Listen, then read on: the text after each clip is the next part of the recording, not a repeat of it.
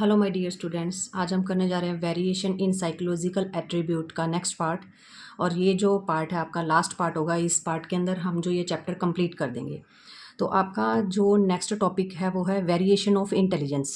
ठीक है, कि किस टाइप की वेरिएशन देखने को मिलती है इंटेलिजेंस में।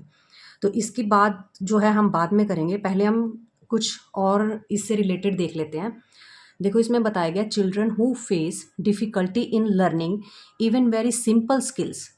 एक ऐसा बच्चा जो सिंपल स्किल को सीखने में भी, लर्न करने में भी डिफ़िकल्टी फ़ील करता है, बहुत ज़्यादा उसको प्रॉब्लम होती है सिंपल स्किल सीखने में भी, नोन एज मेंटली चैलेंज्ड और मेंटली रिटार्डेड। तो ऐसे बच्चे को क्या बोला जाता है कि ये बच्चा जो मेंटली चैलेंज्ड है इस और मेंटली रिटार्डेड है, मतलब कि उसका जो इंटेलिजेंस है वो इतना डेवलप नहीं हो पाया जितना एक नॉर्मल बच्चे का होता है। ठीक है, तो यहाँ पे इन्होंने बताया है, थोड़ा सा हम लास्ट जो आपको नॉर्मल कर्व मैंने बताया था ये देख लेते हैं। जैसे कि अगर 70 से इधर की साइड जा रहा है तो इसको हम मेंटली रिटार्डेड बोलेंगे। ठीक है, और अगर 110 से देखो ऊपर की तरफ, अगर इधर की तरफ जा रहा है तो वो बच्चे जो हैं सुपीरियर में आते हैं। तो टू टाइप की वेरिएशन देखने को मिलती है। ठीक है, नॉर्मल तो होते ही है मोस्टली लोग, बट क्या है मेंटली रिटार्डेड और जो आपके गिफ्टेड बच्चे आ गए उनके बारे में बात हो रही है यहाँ पे कि वेरिएशन कैसे देखने को मिलती है। तो एक तो इसमें आ गए 70 से नीचे वाले बच्चे, ठीक है, और एक इसमें आ जाएंगे आपके गिफ्टेड बच्चे। तो वेरिएशन ऑफ इंटेलिजेंस में टू टाइप की वेरिएशन दिखाई गई है, एक मेंटली रिटार्डेड बच्चे और दूसरा है गिफ्टेड बच्चे। तो यहाँ पे मेंटली रिटार्डेड के लिए एक डेफिनेशन भी दी है आर्म्ड ने। देखो यहाँ पे लिखा हुआ है AAMD आर्म्ड। ठीक है, तो इसकी फुल फॉर्म क्या है? American association on mental deficiency.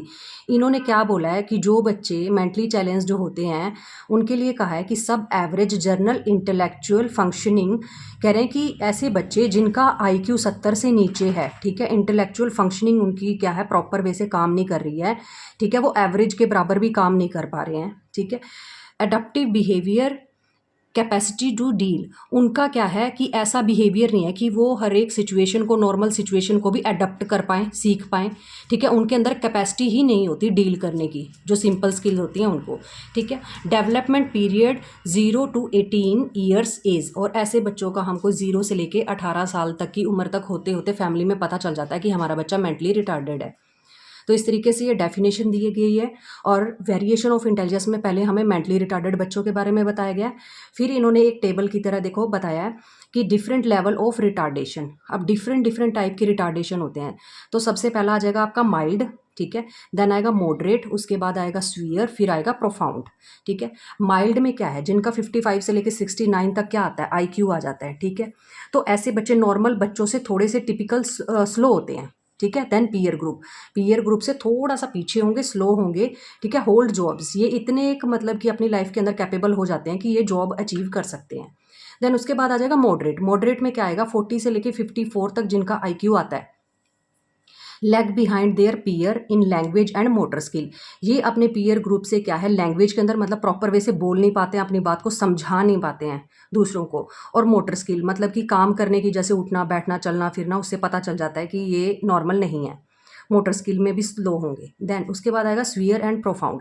ये इसका जो है देखो 25 से लेकर 39 तक IQ आता है, और जो 25 से नीचे आते हैं वो सारे प्रोफाउंड में आ जाते हैं। ठीक है, ये मेंटली रिटार्डेड का चार्ट है एक तरह से। इसमें बताया गया incapable of managing life and need constant care. यहाँ पे ये कहना चाहते हैं कि जो स्वीयर और प्रोफाउंड वाले होते हैं ना, इनका IQ बिल्कुल भी डेवलप नहीं हो पाता, बहुत कम होता है, 39 तक ही जाएगा। ठीक है, और इनके अंदर क्या है, ये अपनी लाइफ को मैनेज नहीं कर पाते, इनको कॉन्टिन्यू क्या है, केयर की ज़रूरत होती है। इनके ऊपर कोई ना कोई मतलब इनके पेरेंट्स होंगे, इनकी फैमिली में कोई ब्रदर सिस्टर जो उनकी प्रॉपर केयर कर पाए, तभी ये सर्वाइव कर पाते हैं। अदरवाइज़ ये अकेले सर्वाइव नहीं कर पाते हैं अपनी लाइफ के अंदर। तो इनको क्या है, स्वीयर और प्रोफाउंड वालों को ज़रूरत होती है किसी की हेल्प की। मॉडरेट वाले पीछे होते हैं मोटर स्किल और लैंग्वेज के अंदर, और जो माइल्ड वाले हैं वो थोड़े से क्या होते हैं, स्लो होते हैं, जो नॉर्मल बच्चे होते हैं उनसे। देन हमारा टॉपिक देखो क्या है, variation of intelligence. Variation of intelligence में दो टाइप के बच्चे बताए गए हैं, एक है गिफ्टेड बच्चे, दूसरा है इंटेलेक्चुअल डेफिशिएंसी। डेफिशिएंसी का मतलब क्या होता है, कमी, किसी चीज़ की कमी होना। ठीक है, तो अब देखो यहाँ पर जो है गिफ्टेड बच्चों के लिए क्या बोला गया है, कह रहे हैं कि जो यहाँ पे लुईस टर्मन थे, उन्होंने 1925 के अंदर एक मतलब स्टडी की थी, और ये स्टडी उन्होंने 1500 बच्चों के ऊपर की है, ठीक है। 1500 बच्चों के ऊपर स्टडी करने के बाद उन्होंने चेक किया कि बच्चों का IQ जो है 130 से अबव आ रहा है, ठीक है। जैसे कि यहाँ पे आपको बताया गया कि 110, ठीक है, और इन्होंने क्या है 130 से भी अबव आ रहा है, कि ऐसे बच्चे भी हैं जिनका 130 से अबव क्या आता है, मतलब कि वेरी सुपीरियर आ गए ऐसे बच्चे, ठीक है।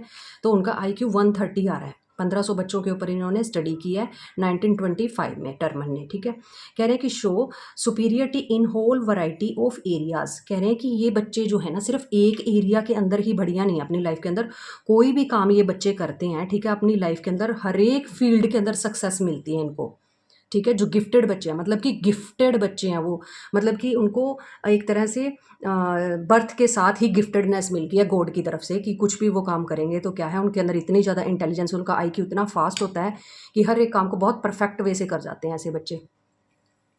देन आ जाएगा इंटेलेक्चुअल डेफिशिएंसी। इंटेलेक्चुअल डेफिशिएंसी के अंदर देखो आपको क्या बताया गया है, IQ बिलो 70, जिनका IQ क्या है 70 से नीचे है। डिफिक्ट इन एडप्टिव बिहेवियर, और जो ये एडप्टिव बिहेवियर होता है, जो आम बातें होती हैं उनको भी मतलब कि अडप्ट नहीं कर पाते, सीख नहीं पाते, उसके अंदर भी इनको डिफिक्ट कमी फील होती है, ठीक है, आम चीज़ें सीखने में भी। ऑब्जर्व, इनको 0 से लेकर 18 ईयर्स तक ऑब्जर्व भी किया जा सकता है। देन इसके बाद आ जाता है आपको गिफ्टेडनेस, ठीक है। देखो यहाँ पे क्या है गिफ्टेडनेस। गिफ्टेडनेस में आपको क्या बताया गया, वाइड वैरायटी ऑफ एरिया। ये ऑलरेडी मैंने आपको क्लियर कर दिया यहाँ पे कि ये एक चीज़ के अंदर नहीं, ये हर एक चीज़, कोई भी काम करे, किसी भी फील्ड में जाए, अगर ये अच्छा गा सकते हैं, अच्छा डांस कर सकते हैं, अच्छे कुक होंगे, ठीक है, अच्छे स्पोर्ट्स पर्सन बन जाएंगे। तो इस तरीके से वाइड वैरायटी ऑफ एरिया, हर एक चीज़ के अंदर ये क्या है, इनको गिफ्टेडनेस मिली हुई है, तो ये अच्छा परफॉर्म करते हैं हर एक चीज़ में। देन है नॉर्मल पीपल। जो नॉर्मल पीपल होते हैं वो कैसे होते हैं, कहते हैं talent is a narrow term in only one field. एक तो ऐसा बच्चा है जो कि कोई भी फील्ड के अंदर काम करता है उसमें उसको बेस्ट मिलता है, किसी भी, वो तो हो जाएगा आपका गिफ्टेड बच्चा, ठीक है। और एक होता है टैलेंटेड। एक टैलेंट होता है, एक गिफ्टेडनेस होती है। जो टैलेंट है वो किसी एक पर्टिकुलर चीज़ के अंदर होती है, जैसे कोई अपनी लाइफ के अंदर बाकी चीज़ों के अंदर अच्छा नहीं कर पाया है, कि कोई बच्चा स्टडी के अंदर अच्छा नहीं है, ठीक है, बट वो अच्छा है, कुक बन गया है, तो उसके अंदर एक चीज़ को लेके तो कोई ना कोई मतलब क्वालिटी है ना, तो वो उसका टैलेंट होगा। तो टैलेंट क्या है, एक तरह से नैरो टर्म है, ठीक है। और जो गिफ्टेडनेस है वो क्या है, वाइड है, बहुत ज़्यादा वाइड है, किसी भी एरिया में गिफ्टेडनेस हो सकती है, बट टैलेंट क्या है, सिर्फ एक चीज़ के अंदर होगा, एक फील्ड में होगा। तो ये हो जाएगा इनका डिफरेंस।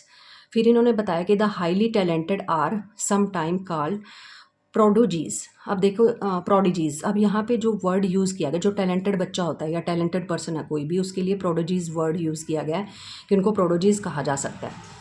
अब देखो IQ चेक करना है हमने या कोई और एप्टीट्यूड चेक करना है, तो उसके लिए बताया गया टाइप ऑफ इंटेलिजेंस टेस्ट, ठीक है, कि टाइप ऑफ इंटेलिजेंस टेस्ट कितने प्रकार के होते हैं। तो सबसे पहले है इंडिविजुअल और ग्रुप टेस्ट, फिर है वर्बल, नॉन वर्बल और परफॉर्मेंस टेस्ट, तीसरा है culture fair and culture biased test. सबसे पहले आ गया इंडिविजुअल और ग्रुप टेस्ट। इंडिविजुअल नाम से ही पता चल रहा है कि इंडिविजुअल टेस्ट है, सिर्फ हम एक पर्सन के ऊपर परफॉर्म करते हैं, only on one person. Oral भी हो सकता है, रिटन टेस्ट भी ले सकते हैं, जैसे क्लास टीचर है, क्लास टीचर किसी बच्चे से ओरल भी सुन सकते हैं और रिटन टेस्ट भी ले सकते हैं। तो एक पर्टिकुलर एक बच्चे के ऊपर अगर टेस्ट हो रहा है तो उसको हम क्या बोलेंगे, इंडिविजुअल टेस्ट। देन है ग्रुप टेस्ट।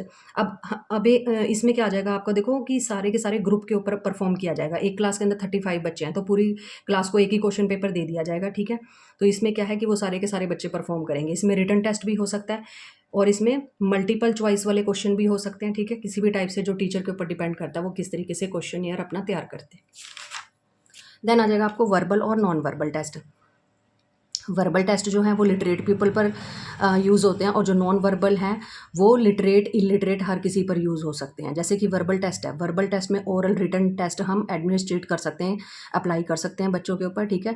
जो पढ़ लिख सकते हैं उनके ऊपर वर्बल टेस्ट यूज़ किया जाएगा। देन है नॉन वर्बल। नॉन वर्बल में क्या, हम पिक्चर दिखा के, ठीक है, और उसके बाद है illustrations on test as a test item RPM Raven progressive matrix test complete the pattern. जैसे कि वो मैंने आपको लास्ट वीडियोस के अंदर जो है ये कंफर्म किया था। देखो जैसे रेवन प्रोग्रेसिव मैट्रिक टेस्ट है, इसके अंदर ये बताया गया है कि इसमें हमको किसी भी लैंग्वेज की ज़रूरत नहीं है, ठीक है। तो ये क्या हो जाएगा, नॉन वर्बल टेस्ट हो जाएगा। इसमें जस्ट जल्दी फास्ट और कितना एक्यूरेट वे के अंदर चीज़ों को सेट कर देता है, मैनिपुलेट करता है का नॉन वर्बल टेस्ट, ठीक है। पिक्चर्स वगैरह यूज़ की जाती हैं क्योंकि छोटे बच्चे हैं, जो छोटे बच्चों को अब वो लिख के तो नहीं दिखा सकते ना, तो वहाँ पे हम non performance test. Performance test में क्या आ जाएगा, मैनिपुलेट ऑब्जेक्ट्स। इसमें आपको एग्जांपल दे रहा है को ब्लॉक डिज़ाइन अरेंज द, उनको क्या है अरेंज किया जाता है, जैसे पहले लगा लो 6 अरेंज कर लिए, फिर उसके बाद 5 कर लिए, फिर 3 कर लिए, इस तरीके से एक को ब्लॉक। तो ये क्या है, एक तरह से परफॉर्मेंस देखी जाती है कि बच्चा कितनी फास्ट परफॉर्मेंस दे रहा है और कितना एक्यूरेट वे में दे रहा है। ठीक, easily administrate on different culture. इसमें क्या है, कोई भी कल्चर मायने नहीं रखता है कि किसी भी कल्चर पे, किसी भी जात का अंदर कोई बैठा है या कोई इंडिया के अंदर बैठा है, हर एक के ऊपर परफॉर्मेंस टेस्ट जो है वो एडमिनिस्ट्रेट किया जा सकता है। नॉन वर्बल टेस्ट भी और परफॉर्मेंस टेस्ट भी हर एक बंदे के ऊपर पढ़ने लिखने वाले पे ही यूज़ कर सकते हैं, ये इलिटरेट पे भी हम यूज़ कर सकते हैं। देन आ जाएगा आपको कल्चर फेयर एंड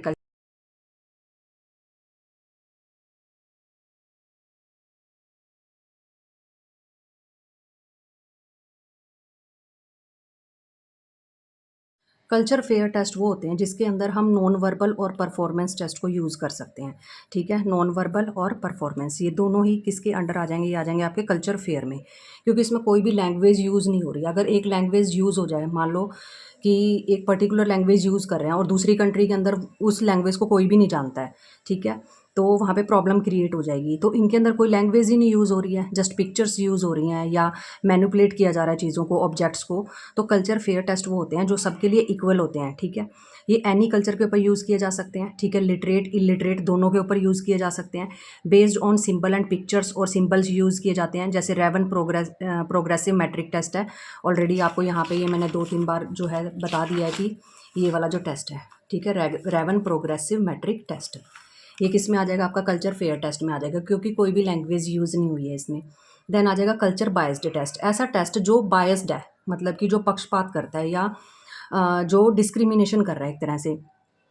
मान लो कि जैसे अब वेस्टर्न कल्चर है, वेस्टर्न कल्चर के अंदर क्या है, इंग्लिश जो है यूज़ हो रही है। ठीक है, और इंडिया के अंदर हम उसी टेस्ट को अगर यूज़ करते हैं तो इससे क्या होगा कि जो इंग्लिश लैंग्वेज है वो इंडिया के जो लोग हैं वो प्रॉपर पढ़ नहीं पा रहे हैं, तो वो कौन सी, मतलब कि जो इंडिया के लोग हैं वो जस्ट हिंदी जानते हैं। ठीक है, तो इनके लिए वो ही सेम टेस्ट क्या हो जाएगा, बायस्ड हो जाएगा, कि उसको सही तरीके से ना तो पढ़ पाएंगे और ना ही जो उसका मतलब कि कंक्लूजन है या इवेल्यूएट करने का तरीका है वो मतलब कि फेयर नहीं होगा, वहाँ पे बायस्डनेस दिखाई देगी उस टेस्ट के अंदर। ठीक है, ये वेस्टर्न कल्चर के अंदर यूज़ किए जाते हैं। लिटरेट पीपल, वहाँ के जो पढ़े लिखे लोग हैं वही यूज़ करेंगे इसको। ठीक है, सॉल्व दिस प्रॉब्लम, इस प्रॉब्लम को सॉल्व करने के लिए जो इंडियन साइकोलॉजिस्ट हैं, जैसे फॉर एग्जांपल SM मोहसिन, उन्होंने ये जो वेस्टर्न कल्चर के जो टेस्ट थे उनको हिंदी के अंदर डेवलप्ड किया है ताकि इंडियन लोगों के ऊपर भी उसको परफॉर्म किया जा सके। तो इस तरीके से आपके आ जाएंगे कल्चर बायस्ड टेस्ट। देन आपका नेक्स्ट जो टॉपिक है वो है कल्चर एंड इंटेलिजेंस। क्या ये दोनों आपस में इंटर रिलेटेड हैं? ठीक है, इसीलिए ये टॉपिक आपके चैप्टर में डाला गया, कल्चर एंड इंटेलिजेंस। तो एक रशियन साइकोलॉजिस्ट है वाइगोटस्की, वो क्या कह रहे हैं, culture provide a social context in which people live grow and understand the world. कह रहे हैं कि जो वाइगोटस्की है वो कहते हैं कि कल्चर एक ऐसा एनवायरनमेंट प्रोवाइड करता है जिसमें कोई भी पर्सन क्या है, लाइव जीता है, ठीक है, ग्रो करता है और अंडरस्टैंड करता है सभी चीज़ों को। कल्चर के थ्रू ही उसका इंटेलिजेंस बनता है। नेक्स्ट इसमें आपको बताया गया है कि लेस टेक्नोलॉजिकल डेवलप्ड जो सोसाइटीज़ होती हैं और एक जो वेस्टर्न सोसाइटीज़ होती हैं, मतलब कि डेवलप्ड सोसाइटीज़ हैं, ठीक है, जहाँ पे सब टाइप की टेक्नोलॉजीज़ है, ठीक है, और एक लेस टेक्नोलॉजी जहाँ पे टेक्नोलॉजी है ही नहीं, तो वहाँ के लोगों के इंटेलिजेंस में डिफरेंस देखने को मिलता है, क्योंकि वहाँ का कल्चर उनको इन्फ्लुएंस कर रहा है। तो क्या है, जो लेस टेक्नोलॉजिकल सोसाइटीज़ होंगी ना, वहाँ पे लोग ज़्यादा सोशल होंगे, एक दूसरे से ज़्यादा बातचीत करते होंगे, एक दूसरे से ज़्यादा मिलजुल के रहते होंगे, इमोशनल स्किल ज़्यादा होती हैं, एक दूसरे से बना के रखते हैं, एक दूसरे के सुख दुख में एक दूसरे का साथ देते हैं। देन डेवलप्ड सोसाइटी में क्या होता है, वहाँ पे टेक्नोलॉजी बहुत ज़्यादा है, ठीक है, हर एक बंदा पर्सनल अचीवमेंट के ऊपर ज़्यादा मतलब फोकस करता है, ठीक है, रीजनिंग करेगा क्या सही है उसके लिए, क्या गलत है, ठीक है, जजमेंट करके कि ये चीज़ मेरे लिए ठीक है, तो उसके अकॉर्डिंग ही वो काम करेगा, जजमेंट करेगा, रीजनिंग करेगा पहले, ठीक है। तो ये आ जाएगा आपका डेवलप्ड वेस्टर्न सोसाइटीज़ के जो कल्चर है वो इन्फ्लुएंस करता है आपके IQ को, ठीक है, आपके IQ को जो आपका कल्चर है वो इन्फ्लुएंस करता है। अगर लेस टेक्नोलॉजी है, ठीक है, तो वहाँ का कल्चर भी क्या कर रहा है, वहाँ के लोगों के IQ के ऊपर इन्फ्लुएंस डाल रहा है अपना। अब नेक्स्ट देखो यहाँ पे बताया गया है culture is a collective system of custom. Culture के अंदर क्या है, कोलेक्टिव सिस्टम है, काफ़ी सारी चीज़ों का कलेक्शन है इसमें। जैसे इसमें कस्टम रीति रिवाज आ जाएंगे, बिलीव्स आ जाएंगे, आपके विश्वास आ जाएंगे, आपका एटीट्यूड आ जाएगा, आपका मतलब कि बिहेवियर आ जाएगा आपका, and achievements in art and literature. आपके जैसे कि जैसे पंजाब है, पंजाब के अंदर जितना भी आर्ट है या पंजाब से रिलेटेड, ठीक है, हिस्ट्री है, आर्ट है, लिटरेचर है, सारा का सारा क्या है, उसको कलेक्ट किया गया, तो वो वहाँ का क्या बन जाएगा, वो कल्चर बन जाएगा वहाँ पे वहाँ का, ठीक है। तो इस तरीके से कल्चर के अंदर सारी की सारी चीज़ें आ जाती हैं, आपके कस्टम, बिलीफ, आपका आर्ट, लिटरेचर, ये सभी चीज़ें जो कल्चर में आ गई हैं। देन अब स्टर्नबर्ग जो हैं वो क्या कह रहे हैं, साइकोलॉजिस्ट हैं, ये कह रहे हैं intelligence is the product of culture. आज जो भी पर्सन क्या है, इंटेलिजेंट है, ठीक है, उसका जो इंटेलिजेंस है वो किस चीज़ की प्रोडक्शन है, कल्चर की, कि वो अपनी कल्चर की वजह से ही ऐसा बन के आज उभरा है, ठीक है। अगर कोई बंदा आज इंटेलिजेंट है तो उसके पीछे क्या है, उसका कल्चर ही है, ठीक है। देखो, intelligence is the product of culture. Then उसके बाद आ जाते हैं वाइगोटस्की। वाइगोटस्की यहाँ पे देखो क्या बता रहे हैं आपको, culture have their own life. Culture की भी अपनी, कल्चर भी एक जीती जागती एक चीज़ है जिसमें क्या है, उस कल्चर की अपनी एक लाइफ होती है, ठीक है, और वो ग्रो करता है, बढ़ता है, ठीक है, और चेंज और टाइम के अकॉर्डिंग उसके अंदर चेंज भी आता है, ठीक है। कल्चर की अपनी लाइफ होती है, कल्चर भी बढ़ता है और कल्चर चेंज भी होता है, ठीक है। तो वाइगोटस्की इस तरीके से कल्चर को डिफाइन कर रहे हैं। देन उसके बाद आपको बताया गया elementary mental function. Elementary mental function के अंदर क्या बताया गया कि जो आम बेसिक सी बातें हैं, ठीक है, क्राइंग, ठीक है, सेंसिटिविटी टू स्मेल, ठीक है, वॉकिंग, रनिंग, ये हर एक पर्सन कर लेता है, ठीक है, हर एक सोसाइटी का, हर एक कल्चर का पर्सन कर लेगा। हायर मेंटल फंक्शनिंग, इसमें क्या है, हायर मेंटल फंक्शनिंग में क्या आ जाएगा, प्रॉब्लम सॉल्व आप कैसे करते हो, आप थिंक कैसे करते हो, आप रीजनिंग कैसे करते हो, ये आप अपने कल्चर से सीखते हो, ठीक है, आपका कल्चर आपको ये चीज़ सिखाता है।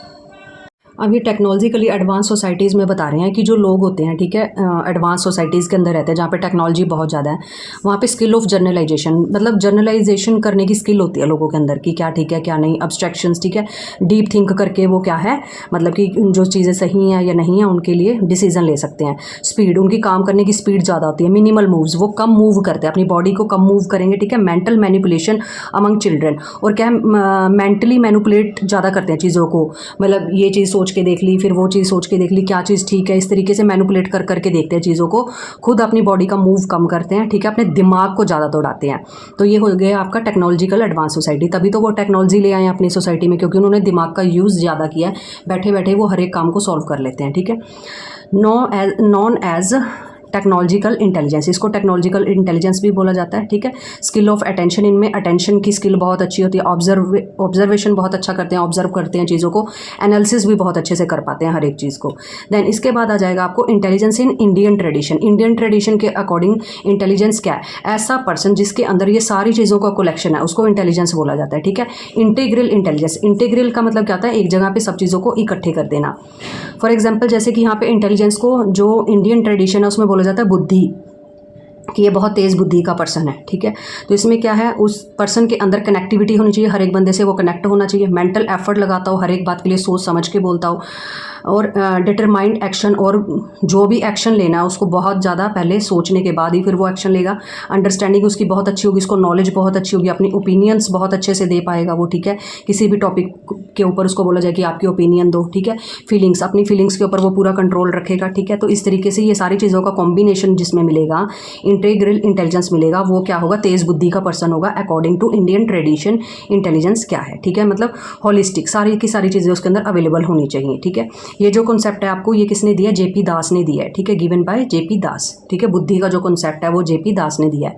देन इसके बाद आ जाता है आपको कॉम्पिटेंसेज ऑफ इंटेलिजेंस। इंटेलिजेंस के 4 कॉम्पिटेंसेज दे रखे हैं आपको, कि अगर ये कॉम्पिटेंस जिसके अंदर ज़्यादा होगा ना, वो उसी टाइप की इंटेलिजेंस उसके अंदर ज़्यादा होगी, ठीक है।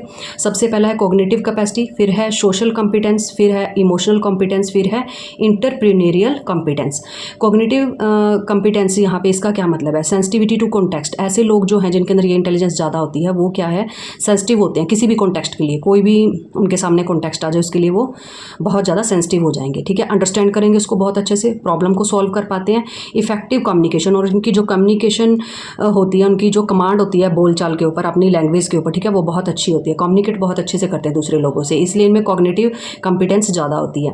देन उसके बाद आ जाएगा आपका सेकंड सोशल कॉम्पिटेंस है। सोशल कॉम्पिटेंस में क्या है, जो इंटेलिजेंस पर्सन है वो रिस्पेक्ट करते होंगे सोशल ऑर्डर की, ठीक है, कि सोसाइटी में जो चीज़ें ठीक है सिर्फ उसी ऑर्डर को वो रिस्पेक्ट करते हैं। रिस्पेक्ट टू एल्डर्स, ठीक है, और एल्डर्स को भी वो क्या करेंगे, रिस्पेक्ट देंगे। हेल्प नीडी वन, जिसको भी ज़रूरत है उनकी मदद की, वो उनकी मदद भी करते हैं, ठीक है, सोशल कॉम्पिटेंस। फिर आएगा इमोशनल कॉम्पिटेंस। इसमें क्या होगा, सेल्फ रेगुलेशन, अपने इमोशंस के ऊपर ऐसे पर्सन क्या करते हैं, कंट्रोल रखते हैं, ठीक है। सेल्फ मॉनिटरिंग, खुद को मॉनिटर करते हैं कि ये चीज़ नहीं करनी तो नहीं करनी, ये करनी है तो करनी है, ठीक है। सेल्फ मॉनिटरिंग होती है इनकी। ऑनेस्टी रखते हैं अपनी लाइफ के अंदर, ठीक है। पोलाइटनेस होती है इनकी लाइफ के अंदर, ठीक है। तो ये आ गया आपका इमोशनल कॉम्पिटेंस। फिर आ गया इंटरप्रेन्योरियल कॉम्पिटेंस। इसमें क्या है, ये बिजनेस सेंस वाले पर्सन होते हैं, ठीक है, बिजनेस बहुत अच्छे से कर पाते हैं। कमिटमेंट, जो ये कमिटमेंट करते हैं उसको, उसके ऊपर बिल्कुल खरे उतरते हैं, कमिटमेंट करेंगे उसको निभाएंगे, ठीक है। हार्ड वर्कर होते हैं ऐसे पर्सन। गोल डायरेक्टेड होते हैं, जो उन्होंने गोल अपनी लाइफ के अंदर रखा है उसको वो अचीव करते हैं अपने हार्ड वर्क के थ्रू। तो ये हो गया आपका इंटरप्रेन्योरियल कॉम्पिटेंस। तो 4 तरीके के आपको कॉम्पिटेंस दे रखे, किस चीज़ के, इंटेलिजेंस के। इंटेलिजेंस के 4 कॉम्पिटेंस होते हैं, ठीक है। ये सारे के सारे इंटर रिलेटेड हैं, ये दिमाग से रिलेटेड है, ये सोसाइटी से रिलेटेड है, ये आपके इमोशन से रिलेटेड है, ये आपके बिजनेस से रिलेटेड है। तो इस तरीके से आपके 4 कॉम्पिटेंस हो गए हैं। देन इसके बाद आ जाता है आपको इमोशनल इंटेलिजेंस। इमोशनल इंटेलिजेंस क्या होता है, एक हमने पढ़ा है इंटेलिजेंस जस्ट, दूसरा है इस चैप्टर के अंदर इमोशनल इंटेलिजेंस। इसको हम क्या बोलते हैं, EQ भी बोलते हैं, इमोशनल कोशेंट। जैसे IQ होता है इंटेलिजेंस कोशेंट, ठीक है, ऐसे ही आपका EQ होता है इमोशनल कोशेंट, ठीक है। इमोशनल कोशेंट का मतलब क्या है कि मोनिटर वंस इमोशंस, आप अपने इमोशंस के ऊपर कंट्रोल रखते हो। ये नहीं है कि कोई दुख वाली घड़ी है तो बहुत ज़्यादा दुखी हो गए, वहाँ पे आपने अपने इमोशंस को कंट्रोल कर लिया। फिर उसके बाद है इंटरपर्सनल रिलेशन विद अदर। आपके जो है इंटरपर्सनल, इंट्रापर्सनल होता है खुद से, इंटरपर्सनल होता है दूसरों से आपके रिलेशन बहुत अच्छे होंगे, जो बंदे के अंदर EQ ज़्यादा होता है। फिर है guide one's thinking and action. इसमें क्या है कि आप खुद को अच्छे से गाइड कर पाते हो, थिंक कर पाते हो और हर एक एक्शन बहुत अच्छे से ले पाते हो, क्योंकि आपका अपने इमोशंस के ऊपर पूरा कंट्रोल है। देन इसके बाद आ जाएगा आपको स्पेशल एबिलिटीज़। अब क्या है, पर्सन के अंदर क्या है, स्पेशल एबिलिटीज़ होती हैं। 2 टाइप की एबिलिटीज़ की बात की गई है, एक है एप्टीट्यूड, दूसरा है इंटरेस्ट। एप्टीट्यूड क्या होता है, capacity to acquire some skill, हमारे अंदर किसी स्किल को सीखने की कितनी समर्थता है, ठीक है, कितनी कैपेसिटी है, उसको हम क्या बोलते हैं, एप्टीट्यूड, ठीक है। किसी काम को सीखने का हमारे अंदर कितनी क्षमता है उसको हम बोलते हैं एप्टीट्यूड। दूसरा है इंटरेस्ट। इंटरेस्ट क्या करता है, लीड टू पॉजिटिव एप्टीट्यूड। अगर आपका इंटरेस्ट होगा ना किसी काम के अंदर तो आपका एप्टीट्यूड उस काम में बढ़ता ही जाएगा। सपोज़ कि आपने क्या है कि आर्मी के अंदर जाना है, ठीक है, आपका इंटरेस्ट है आर्मी के अंदर बहुत ज़्यादा, तो आपका एप्टीट्यूड उसमें, आपकी भागने की ताकत, ठीक है, आपका हार्ड वर्क करने की जो एप्टीट्यूड है वो बढ़ता ही जाएगा, ठीक है, क्योंकि आपका इंटरेस्ट है उस काम में। जिस काम में आपका इंटरेस्ट होता है उसमें आप अपना एप्टीट्यूड बढ़ा सकते हो। अगर आप किसी काम के अंदर इंटरेस्टेड नहीं हो, आप ऐसी जॉब के अंदर हो जो अपना एप्टीट्यूड नहीं बढ़ा सकते, ठीक है। तो इसलिए इंटरेस्ट और एप्टीट्यूड आपस में दोनों क्या है, इंटर रिलेटेड है। ये दोनों ही आपकी क्या आ जाएंगी, स्पेशल एबिलिटीज़ आ जाएंगी। को मेज़र करने के लिए टेस्ट भी दिए गए हैं, ठीक है। एक है इंटरडिपेंडेंट या स्पेशलिस्ट टेस्ट। इसमें हम सिर्फ जिस चीज़ के लिए जो पर्सन आया, सपोज कि कोई क्लैरिकल की पोस्ट के लिए ऑलराउंडर, उसका टेस्ट लेंगे हर एक चीज़ का। देन है न्यूमेरिकल, ठीक है। फिर है टाइपिंग।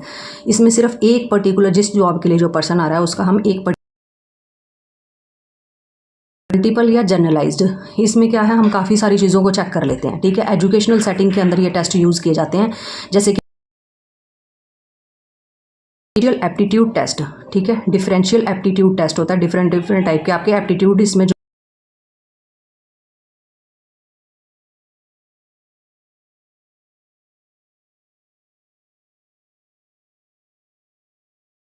है। ये डैट टेस्ट को क्या है, 8 सब टेस्ट के अंदर डिवाइड किया गया है, ठीक है। आगे इसके 8 सब टेस्ट हैं, मतलब कि हर एक एप्टीट्यूड को आपके ये चेक कर लेता है, ठीक है। एक टेस्ट के आगे सब पार्ट बने हुए हैं 8, ठीक है। इसको हिंदी के अंदर किसने कन्वर्ट किया, इंडियन वर्जन में JM ओझा ने, डैट को। फिर एक और टेस्ट बताया गया GATB, ठीक है, general aptitude test battery. Test battery, battery का मतलब ही क्या है, जहाँ पे काफ़ी सारे टेस्ट आगे सब टेस्ट होते हैं इसके आगे। फिर एक और एग्जाम्पल दे रखा है ASVAB, ठीक है, armed service vocational aptitude battery. इसमें क्या है, जो आर्मी के अंदर जाते हैं उनके लिए टेस्ट होता है ये, ठीक है। काफ़ी सारी चीज़ों को चेक किया जाता है, इसमें स्पेसिफिक एक चीज़ को चेक किया जा रहा है। देन ये आ गया आपका लास्ट टॉपिक। लास्ट टॉपिक है आपका क्रिएटिविटी और इंटेलिजेंस। क्या ये दोनों, कुछ पर्सन इंटेलिजेंस होते हैं, इंटेलिजेंट होंगे बट वो क्रिएटिव नहीं होते। फॉर एग्जाम्पल जैसे कि तो वो अपनी इंटेलिजेंस दिखा रहे हैं, जस्ट रोट लर्निंग के थ्रू दिखा रहे हैं, उसमें वो अपना क्रिएटिव अपनी बना के नहीं डाल रहे हैं, अपनी तरफ से वो एग्जाम्पल को मॉडिफाई करके, ठीक है। तो क्या है, जो इंटेलिजेंस पर्सन है वो ज़रूरी नहीं है कि वो क्रिएटिव भी हो, ठीक, थोड़ा बहुत इंटेलिजेंस होना ज़रूरी है, ठीक है। इंटेलिजेंस जो पर्सन है ज़रूरी नहीं है उसमें क्रिएटिविटी हो, और जो क्रिएटिव है उसमें थोड़ा बहुत क्रिएटिव वर्क करके दिखा रहा है आपको। जैसे आर्टिस्ट हो गए, पोइट हो गए, राइटर हो गए, कुक हो गए, कुक क्या भी तो है, कहीं ना कहीं उनके अंदर इंटेलिजेंस भी तो है ना, तभी तो अपने माइंड को यूज़ करके डिफरेंट टाइप की जो है क्रिएटिविटी के अंदर क्या है, न्यू वेज ऑफ लर्निंग सीखता है बंदा, ठीक है। किसी भी फील्ड के अंदर है, कोई भी आर्टिस्ट है, कुछ भी है, न्यू टाइप की लर्निंग सीखता ही रहता है जो बंदा क्रिएटिव होता है, ठीक है। और इंटेलिजेंस का मतलब क्या है, एक्यूरेटली, पहले चीज़ों को याद कर लो फिर उसको एक्यूरेट उसी वे में बोल के बता दो, वही चीज़ क्या है, आपका इंटेलिजेंस है। क्रिएटिविटी के अंदर क्या होता है, आप नई नई चीज़ें सीख करने के लिए गिलफोर्ड और टॉरेंस ने क्या है कुछ टेस्ट बना रखे हैं आपकी क्रिएटिविटी को चेक करने के लिए, ठीक है। इसमें है ओपन एंडेड, मतलब कि खाली छोड़ दी जाती है कि अब आप लिखो, इसके अंदर बच्चे को दे दिया जाता है कि आप लिखो इसमें क्या लिखोगे, तो वो क्या है ओपन एंडेड क्वेश्चन दे दिए जाते हैं, तो इसमें बच्चा अपनी तरफ से अपनी क्रिएटिविटी करके लिखता है, कुछ भी लिख सकता है वो जाती है, और उसको बताया जाता, उसको कहा जाता है कि इसके डिफरेंट डिफरेंट सोल्यूशन दो आप, ठीक है। तो डाइवर्जेंट थिंकिंग, वो डिफरेंट डिफरेंट वे से सोचता है वहाँ पे। फिर है वराइटी, ने एक चीज़ बोल दी है, एक लाइन बोल दी कि सीता फल खाती है, ठीक है। तो इससे रिलेटेड एक कहानी क्रिएट करनी है, हर एक बच्चा एक लाइन बोलेगा, ठीक है। तो उसमें कितने सारे, तो डिफरेंट डिफरेंट टाइप के आइडियाज़ दे सकते हैं, क्लास में थ्रो कर सकते हैं कोई एक भी सेंटेंस, और डिफरेंट डिफरेंट टाइप के वहाँ पे आइडियाज़ हैं। हम कोई एक वर्ड दिखा सकते हैं बच्चों को और कह सकते हैं कि कोई कहानी फॉर्म करो इसमें, या कोई पोएम बनाओ इसकी, या पिक्चर दिखा सकते, बताओ इसके अंदर आप क्या देख रहे हो, क्यों देख रहे हो, कैसे देख रहे हो, ठीक है। तो इस तरीके से एक स्टोरी बन जाती है। तो ये हो जाएंगे आपके क्रिएट। आई होप आपको सारा चैप्टर समझ में आ गया होगा। Thank you so much for